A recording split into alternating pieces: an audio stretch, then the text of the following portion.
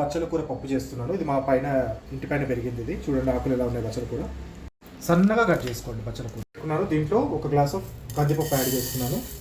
దాంట్లోనే ఇందాక మనం కట్ చేసి పెట్టుకున్న బచ్చల కూర కూడా యాడ్ చేసి, కొన్ని ఉల్లిగడ్డలు, ఎక్కువ అవసరం లేదు మనకి, కొన్ని ఉల్లిగడ్డలు యాడ్ చేసి, సన్నగా తరిగి పెట్టుకున్న పచ్చిమిరపకాయలు, కొంచెం చింతపండు యాడ్ చేసుకొని 2 గ్లాసెస్ ఆఫ్ వాటర్ యాడ్ చేసి 3 to 4 విజిల్స్ వచ్చేదాకా ఉడకబెట్టుకోవాలి. పప్పు 5 విజిల్స్ అయిన తర్వాత తీసాను. చూడండి మెత్తగా ఉడికింది పప్పు. కంచు గిన్నె అయితే వేడైంది. దాంట్లో పల్లీలు ఉన్నాయి యాడ్ చేసుకుంటున్నాను. కొన్ని ఎండుమిరపకాయలు కూడా దాంట్లోనే చిన్నగా దంచి పెట్టుకున్న ఎల్లిపాయలు యాడ్ చేస్తున్నాను. కొంచెం కరివేపాకు కూడా యాడ్ చేస్తున్నాను. కొంచెం ఇంగువ కూడా యాడ్ చేస్తున్నాను. దీంట్లో పప్పు కూడా యాడ్ చేస్తున్నాను. దీంట్లో రుచికి తగినంత సాల్ట్ యాడ్ చేసి తర్వాత కొత్తిమీర యాడ్ చేస్తున్నాను. చూడండి ఎంత బాగా వచ్చిందో బచ్చల కూర పప్పు.